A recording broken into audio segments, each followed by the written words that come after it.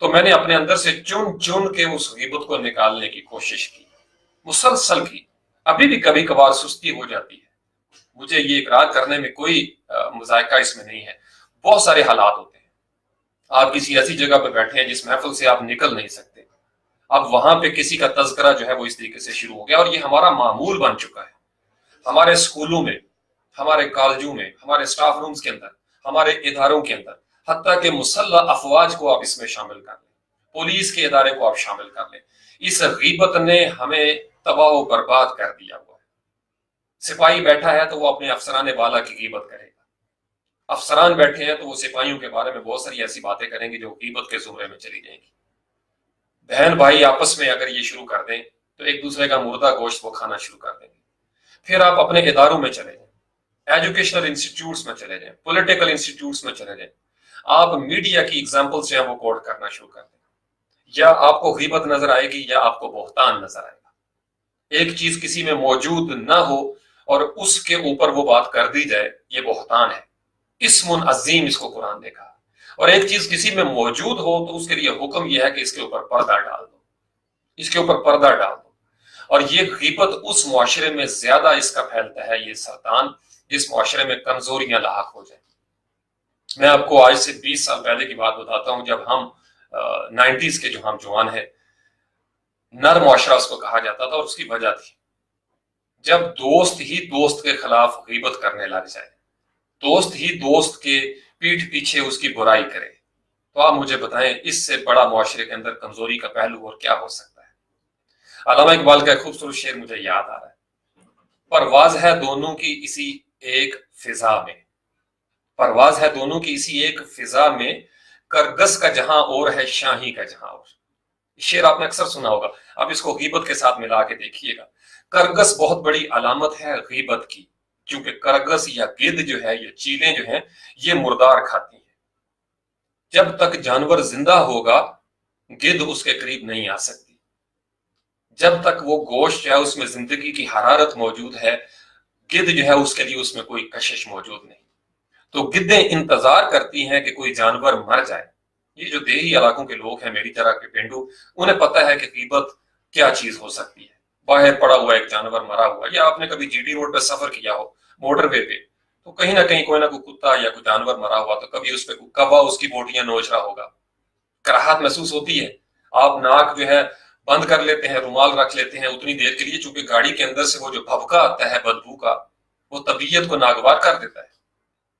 اب اس کیفیت کو جب آپ ملا کے یہ دیکھیں کہ یہ وہ چیزیں ہیں جو جسم کی دنیا میں تو ہم اپلائی کرتے ہیں، لیکن جب ہماری روح جو ہے وہ کسی کی غیبت کی طرف، اس کا مردہ گوشت کھانے کی طرف راغب ہو جائے، تو ہمیں احساس تک نہیں ہوتا۔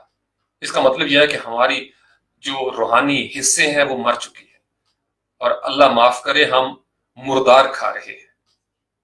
بڑے ذوق و شوق کے ساتھ معاشرے نے اس چیز کو موقع دیا، ہم نے ایک دوسرے کو، رشتوں کو مار دیا، اس لیے کہ ہم ان کو پہلے ماریں گے، جب تک وہ ماریں گے نہیں رشتوں کو تب تک ان کا گوشت ہم نہیں کھا سکتے۔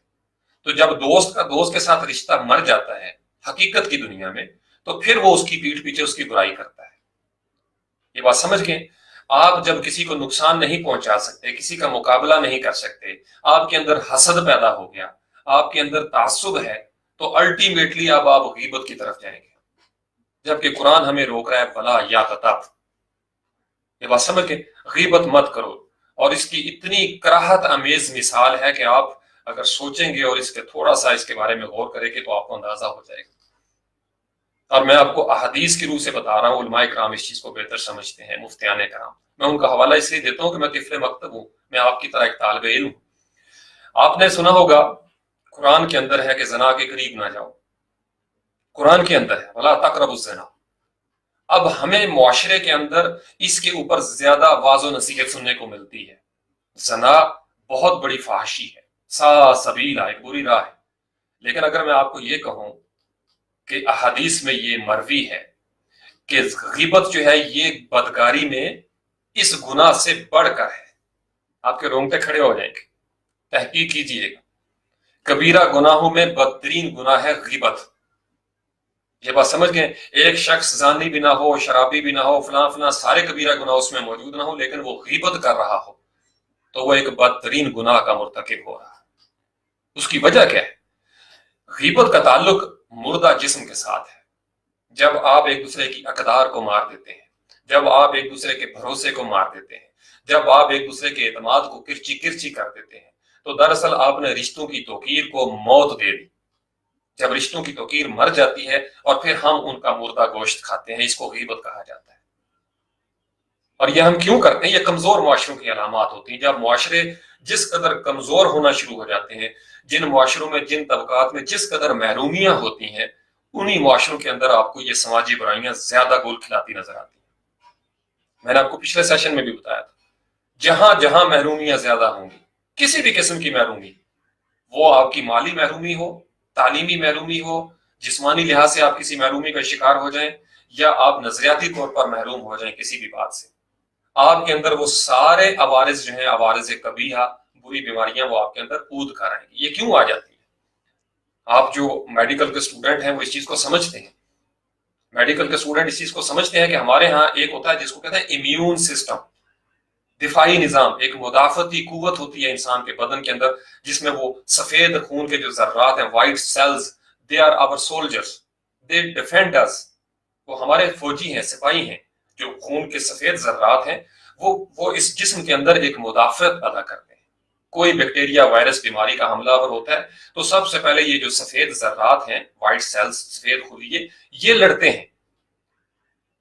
اور اگر آپ کا کسی بھی ملک کا دفاعی نظام اگر کمزور ہو جائے تو دشمن جو ہے اس کو سرحدوں سے اندر آنے کا موقع مل جاتا ہے۔ یہ بات سمجھ گئے؟ دشمن کو اندر آنے کا موقع مل جاتا ہے۔ تو آپ کا یہ جو غیبت کا ایک مرض ہے، یہ ہمیشہ وہی حملہ آور ہوتا ہے جہاں ہمارا دفاعی نظام کمزور ہوتا ہے۔ اب غیبت کے خلاف دفاعی نظام کیا ہو سکتا تھا؟ خلوص، اعتماد، محبت، صبر و شکر۔ جب آپ ایک دوسرے کے ساتھ جڑ جاتے ہیں، مربوط ہو جاتے ہیں، تو پھر آپ اس پوزیشن میں چلے جاتے ہیں، آپ کا دفاعی نظام اس قدر سٹرانگ ہو جاتا ہے کہ آپ دشمن کو جو باہر سے حملہ آور ہو رہا ہے اس کو آپ روکنے کی پوزیشن میں چلے جائیں گے۔ کیونکہ اگر آپ ایسا نہیں کرتے تو پھر آپ کمزور ہو گئے، آپ کے کلے کے اندر جو ہے وہ سرنگیں بن جائیں گی، نقب زنی کرنے والے نقب زنی کر جائیں گے، چڑھائی کرنے والے چڑھائی کر دیں گے، انٹروڈرز جو ہیں وہ انٹروڈ کریں گے، اور آپ کو خبر تک نہیں ہوگی اور آپ مردہ بھائی کا گوشت کھانے کی پوزیشن میں چلے جائیں گے۔ میں پروفیشنل لائف سے آپ کو ایگزامپلس دینا چاہتا ہوں، میں نے کالج میں بھی پڑھایا ہوا، مجھے پتا ہے اگر آپ کے سٹاف روم میں غیبت کا ماحول ہوگا، ایک استاد کی غیر موجودگی میں دوسرا استاد کسی تیسرے استاد کے ساتھ کوئی بات کر رہا ہے، تو اس نے دراصل مردہ بھائی کا گوشت کھایا۔ اور ہمارے ہاں کتنے پرسنٹیج پہ یہ ہو رہا ہے، یہ آپ نے خود ریسرچ کرنی ہے۔ میں نے اداروں کے اندر دیکھا ہے، جب اداروں کے اندر ایسے لوگوں کو کسی محفل میں جو کسی کی غیر موجودگی میں اس کے حرم کا احترام جو ہے وہ بجا نہیں لاتے، یا ہم کسی کی غیر موجودگی میں اس کے وجود کا دفاع نہیں کر پاتے، تو دراصل ہم اس میں شریک ہو جاتے ہیں، اس جرم میں ہم برابر کے شریک ہو جاتے ہیں۔ ایک جو ہے وہ مردہ بھائی کا گوشت یا اس کو تیار کرتا ہے، پکاتا ہے، ہنڈیا چڑھاتا ہے باتوں کے ذریعے، اور جو باقی بارات بیٹھی ہوئی ہے وہ مزے لے لے کر کھاتی ہے۔ یہ بات سمجھ گئے؟ تو تالی دونوں ہاتھوں سے بج رہی ہے۔ اگر جو سننے والے تھے 20-25، ان میں سے کوئی ایک کھڑا ہو جاتا اور بات کا رخ بدل دیتا، موضوع تبدیل کر دیتا، اور کہتا کہ بھائی وہ موجود نہیں ہے، خبردار آپ اس کے بارے میں بات نہ کریں، بے شک اس میں وہ وصف موجود ہو، بے شک اس کے اندر وہ برائی موجود ہو، لیکن اس کے باوجود اگر آپ یہ کام کریں گے تو اس کو غیبت کا جو ہے وہ کہا جائے گا۔ غیبت کہتے ہی اس کو ہے، بے شک برائی موجود ہو، خامی موجود ہو، اس لیے کہ بزرگ جو ہے وہ ہمیں بتاتے ہیں، دانشور ہمیں یہ بتاتے ہیں کہ کسی کی اصلاح کرنی ہو، استاد محترم واسف علی واسف بھی کہتے ہیں کہ آپ نفرت کے ساتھ علاج نہیں کر سکتے۔ حکیم جو ہے وہ نفرت کے ساتھ علاج نہیں کرتا، محبت کے ساتھ علاج کرتا ہے۔ آپ جب کسی کی غیبت کرتے ہیں تو دراصل آپ اس کے مخلص نہیں رہے، آپ کو اس کا علاج نہیں چاہیے، آپ یہ چاہتے ہیں کہ بہت ساری چیزوں میں آپ اس کا چونکہ مقابلہ نہیں کر سکے، لہٰذا یہ ایک پہلو ہے کہ وہ غائب ہے، اس وقت وہ موجود نہیں ہے، لہٰذا اس کو رگڑ دو۔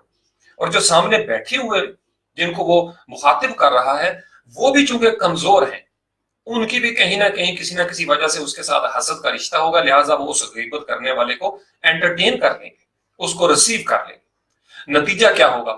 دونوں مل کے جب مردار کھائیں گے تو معاشرے کے اندر سڑاند پھیلے گی، معاشرے کے اندر سے وہ جو معطر کیفیات ہیں وہ ختم ہونا شروع ہو جائیں گی۔ یہ بات سمجھ گئے.